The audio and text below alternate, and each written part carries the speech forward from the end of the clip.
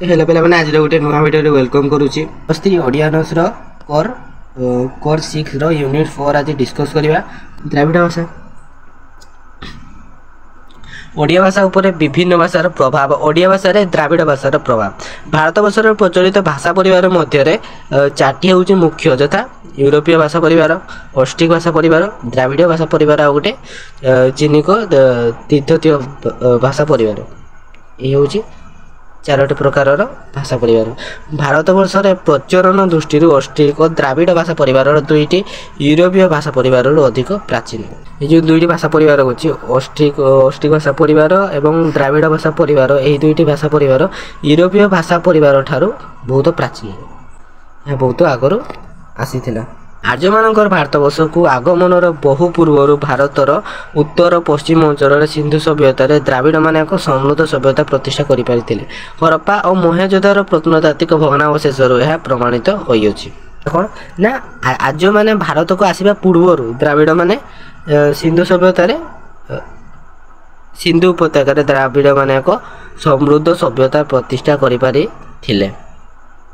हरप्पा मोहेंजोदारो प्रत्नतात्विक भग्नावशेष यह प्रमाणित होइछि अनेक गवेषक मन करती सिंधु उपत्यकार एभली समृद्ध सभ्यता प्रतिष्ठा करने पूर्व माने दक्षिण भारत विभिन्न स्थान में उन्नत सभ्यतार गठन करें नर्मदा और गोदावरी नदीर उपत्यका ठारू कुमारिका अंतरीप पर्यंत एमानंकर सभ्यता गढ़ी उठी केटु केटु ना नर्मदा और गोदावरी नदी कुमारिकार अंतरीप पर्यंत एम सभ्यता गढ़ी उठी ओडिशार सुंदरगढ़ केउंझर ढेंकानाल प्रभृति अंचल में प्रत्नतात्विक गवेषणा चलाई अनेक विदेशी गवेषक अनुमान करते द्राविड़ माने यही सभ्यतार स्थापित होते सागरीय अंचल द्राविड़ माने भारत वर्ष पश्चिम घाट दे भारत वर्ष को प्रवेश करते प्रथम दक्षिण भारत एमानकर प्रधान बासभूमि थिला और कालक्रमे एमानकर सभ्यता उत्तर भारत तथा पूर्व भारत में प्रसार लाभ करथिला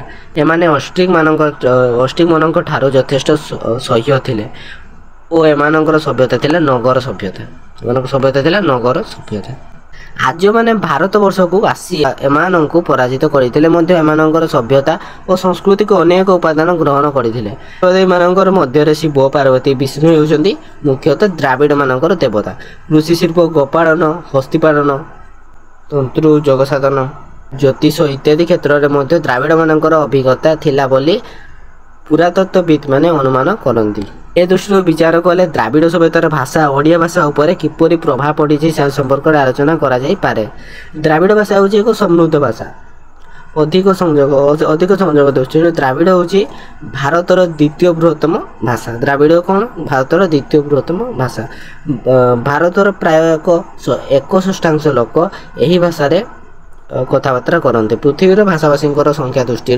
द्राविड़ भारतर प्रचलित द्राविड़ परिवार केतोटी प्रधान भाषा हूँ तमिल तेलुगु मलयालम कन्नड़ टुडकोट्टा ब्राह्मणी आदि प्रधान अटे मुख्यतः प्रथम 4टी द्राविड़ भाषार प्रधान भाषा अटे से गुड़िक है तमिल तेलुगु मलयालम आ गोटे कन्नाडी तेलुगु दक्षिण भारत में आंध्र प्रदेश तेलुगु भाषार प्रधान क्षेत्र दक्षिण भारत में यह छड़ा सिंहल स्थान मध्य प्रदेश बिहार ओडिशा तमिलनाडु कर्णाटक केरल मध्य यही भाषाभाषी लोक बास करते कथन संख्या दृष्टि भारत में यह बृहत्तम द्राविड़ीय भाषा ख्रीष्टपूर्व प्राय 1000 वर्ष पूर्व यही भाषा सृष्टि लाभ कर मलयालम यही भाषा तमिल भाषार एक शाखा एवं यार उन्मेदन कार 9वीं शताब्दी यार प्रधान प्रचलन क्षेत्र केरल प्रदेश में यह छड़ा मालबार उपकूल ठार दक्षिण में कुमारिया पर्यंत अंचल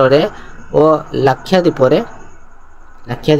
यही भाषा कथित होता है मलयालम शब्दर अर्थ होउछि पर्वत्य मलय उपत्यका आड़म बा अंचल पर्वतर अंचल अधिवासी मान द्वारा यही भाषा प्रथम कथित होउछि पर्वतीय मलय उपत्यका आड़म बा अंचल पर्वतर अंचल बसवास करथुवा द्वारा भाषा प्रथम कथित थिला बोली अनुमान करा जाय ब्राह्मण मानकर एही भाषार बहुल भाव संस्कृति प्रभाव परिलक्षित होता है यही भाषार रचित साहित्यर मणिपुर बंध नामक एक शैली संस्कृत शब्दर प्रचुर्य देखा मिलता है कन्नाडी द्राविड़ भाषार तृतीय प्रधान भाषा होची कान्नाडी। यार प्रधान क्षेत्र होची कर्णाटक।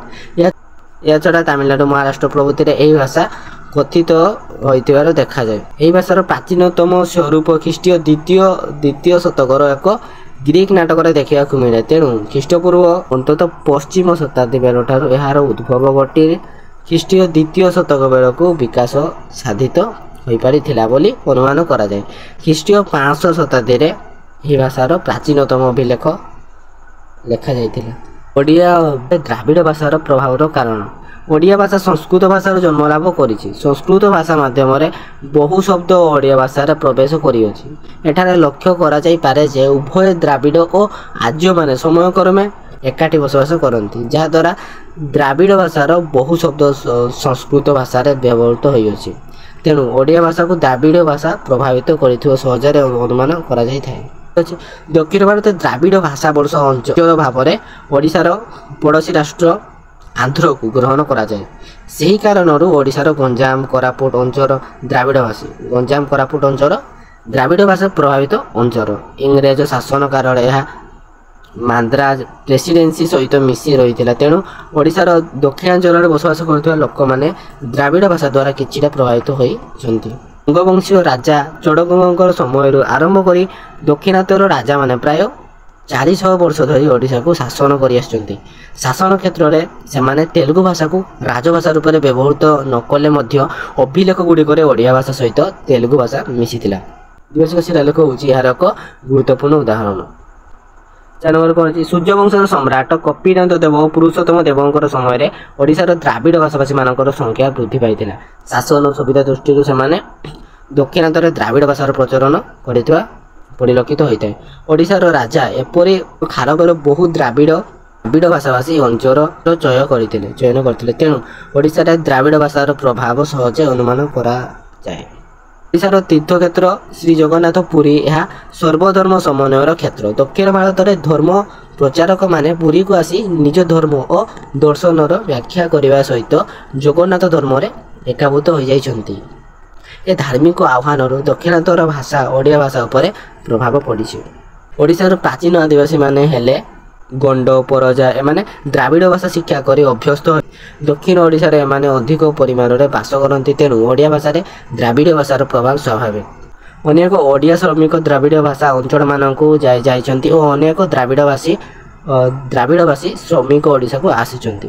बहु पूर्व देखा जाइछि जे ओडिशा राज्य रे अन्यान्य राज्य अपेक्षा दक्षिण भारतर अधिकांश अंचल सहित ओडिशार वाणिज्य व्यवस्था भल भाव चलीथिला। ओडिशा और दक्षिण भारतर लोक माने उभय अंतर्वाणिज्य और बहिर्वाणिज्य क्षेत्र में बहु उन्नत और परिदर्शिता अर्जन करते। यही वाणिज्य व्यवसाय जो भाषार आदान प्रदान होगा स्वाभाविक। ओडिया भाषा उपर द्राविड़ भाषार प्रभाव यह हूँ अन्यतम कारण।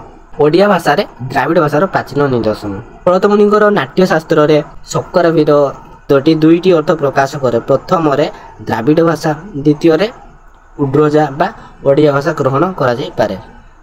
मनुଙ୍କ समय ओडिशा रे बहुल परिमाण रे द्राविड़ माने बसवास करुथिबारु ओडिशा एक ब्रात बा पतित मानकर देश बोली कहा जाइथिला। ओडिशार प्राचीन नाम कलिंग। तो कलिंग शब्द को व्याख्या करी कलिंगा बा लिंग शब्द को ग्रहण करा जाइछि। कलिंग रो अर्थ हेउछि शिवलिंग।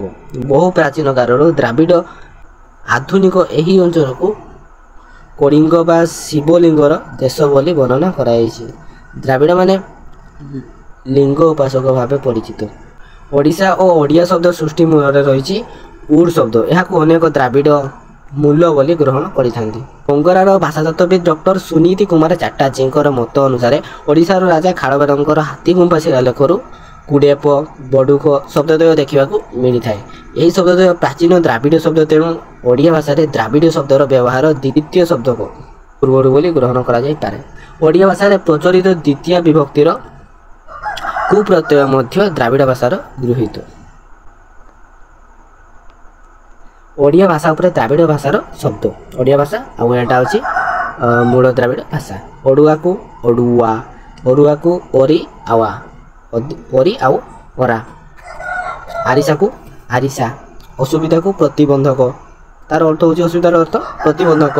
तापरे असिजा धातुर जात। ओडिशा ତେଲ ପିଠା ବା ଚାଉଳ ଚୁନା ଗୁଡ଼ରେ ତିଆରି। ଆମ କୃଷି ପ୍ରଧାନ ଦେଶ ଇତ୍ୟାଦି କିଛି ଏକ୍ଜାମ୍ପଲ୍ ଦେଇଛି, ଏଗୁଡ଼ା ତୁମେ ପଢ଼ିନିଅ ହେଲା। ମୁଁ ଏଗୁଡ଼ା କିଛି ପଢ଼ୁନାହିଁ। এটা হচ্ছে ଓଡ଼ିଆ ଭାଷାରେ ଦ୍ରାବିଡ଼ କ୍ରିୟାପଦ ଗୁଡ଼ିକ ଅଟକିବା ଅଟକୁ, କାଚିବା କାକେ, ଚିରିବା ଚିରୁ, ଚିମୁଟିବା ଚିମୁଟୁ, ସେମିତି କିଛି ତାର ମୂଳ ଦ୍ରାବିଡ଼ ଭାଷାର କ୍ରିୟାପଦ। ତାପରେ ଅଛି ଓଡ଼ିଆ ଭାଷାରେ ଦ୍ରାବିଡ଼ ଭାଷାର ଧ୍ୱନି ଅଟ ଅଟ ଅଟ ମୂର୍ଧନ୍ୟ। ଏହି ମୂର୍ଧନ୍ୟ ଧ୍ୱନି ଗୁଡ଼ିକ ପୃଥିବୀର ଅନ୍ୟ କୌଣସି ଭାଷା ପରିବାରରେ ବ୍ୟବହୃତ ହୋଇନଥିଲା। ମୂଳତଃ ଏହା ଦ୍ରାବିଡ଼ ଭାଷା ପରିବାରର ଧ୍ୱନି ସଂସ୍କୃତ ଭାଷା ଦ୍ରାବିଡ଼ ଭାଷାରୁ ଏହି ଧ୍ୱନି ଗୁଡ଼ିକ ଗ୍ରହଣ କରିଛନ୍ତି। ଓଡ଼ିଆ ଭାଷାରେ ଦ୍ରାବିଡ଼ ଭାଷାର ପ୍ରତ୍ୟୟ ପ୍ରାୟ ସବୁ ଦ୍ରାବିଡ଼ ଭାଷାରେ କର୍ମକାରକ ଦ୍ୱିତୀୟ କୁହନ୍ତି ଓ ସମ୍ପ୍ରଦାନ କାରକ ଚତୁର୍ଥୀ ବିଭକ୍ତି କୁ ପ୍ରତ୍ୟୟର ବ୍ୟବହାର ଅଛି। ଓଡ଼ିଆ କୁ, କି, କ୍ୟୁ, କେ ପ୍ରଭୃତି ପ୍ରତ୍ୟୟର ମୂଳ ହେଉଛି ଏହି ଦ୍ରାବିଡ଼ ପ୍ରତ୍ୟୟ। ଅଧିକ ଭାବରେ ଆଲୋଚନା କଲେ ଜଣାଯାଏ ଯେ ହିନ୍ଦୀ ଭାଷା କୋ ଓ ବଙ୍ଗାଳୀ ଭାଷାର କେ ପ୍ରତ୍ୟୟର ମୂଳ ଅର୍ଥ ହେଉଛି ଦ୍ରାବିଡ଼ ପ୍ରତ୍ୟୟ ଗୃହୀତ ହୋଇଥାଏ। ଅଧିକ ଭାବରେ ଆଲୋଚନା କଲେ ଜଣାଯାଏ ଯେ ହିନ୍ଦୀ ଭାଷା କୋ ଓ ବଙ୍ଗାଳୀ ଭାଷା କେ ପ୍ରତ୍ୟୟର ମୂଳ ଅର୍ଥ ହେଉଛି ଦ୍ରାବିଡ଼ ପ୍ରତ୍ୟୟର ଗୃହୀତ ହୋଇଥାଏ। ତାପରେ ଉପସଂହାର ଓଡ଼ିଶାର ପ୍ରାୟ 2 କୋଟି ଓଡ଼ିଆଙ୍କର ମଧ୍ୟରେ 1661 ଜନଗଣନା ଅନୁସାରେ ତେଲୁଗୁମାନଙ୍କର ସଂଖ୍ୟା ହେଉଛି 3,93,453 ଅର୍ଥାତ୍ ମୋଟ ଲୋକ ସଂଖ୍ୟାର 2%। ଏମାନଙ୍କର ବାସସ୍ଥାନ ମୁଖ୍ୟତଃ ଦକ୍ଷିଣ ଓଡ଼ିଶା ୟୁରୋପୀୟ ଦ୍ରାବିଡ଼ ଭାଷା ପରିବାର। ଦ୍ରାବିଡ଼ ଭାଷା ପରିବାର ବ୍ୟାକରଣ ମଧ୍ୟରେ କୌଣସି ସାମଞ୍ଜସ୍ୟ ନାହିଁ। ୟୁରୋପୀୟ ଭାଷା ପରିବାରର ଅନ୍ତର୍ଭୁକ୍ତ ଓଡ଼ିଆ ଭାଷା ଉପରେ ଦ୍ରାବିଡ଼ ଭାଷା ବ୍ୟାକରଣଗତ ପ୍ରଭାବ ନାହିଁ କହିଲେ ଚଳେ। ଓଡ଼ିଆ ଶବ୍ଦଗୁଡ଼ିକର ମଧ୍ୟରେ ଦ୍ରାବିଡ଼ ଶବ୍ଦ ଏପରି ଏକାମ୍ୟ ଭାବରେ ମିଶିଯାଇଛି ଯେ ଅନେକ ସମୟରେ ଏଗୁଡ଼ିକ ଖାଣ୍ଟି ଓଡ଼ିଆ ଶବ୍ଦ ପରି ମନେ ହୁଏ। ଓଡ଼ିଆ ଭାଷାର ଶରୀର ଗଠନରେ ସଂସ୍କୃତ ଆଦିବାସୀ ବହୁ ବୈଦେଶିକ ଭାଷା ପରି ଦ୍ରାବିଡ଼ ଭାଷା ମଧ୍ୟ ଏକ ଅଂଶୀଦାର। ତେଣୁ ଓଡ଼ିଆ ଭାଷା ଅଧ୍ୟୟନ କ୍ଷେତ୍ରରେ ଦ୍ରାବିଡ଼ ଭାଷାର ଅଧ୍ୟୟନ ଅପରିହାର୍ଯ୍ୟ ହୋଇଥାଏ। ତ ଆଜିର କ୍ଲାସ୍ଟି ଏଇଠି ରହିଲା।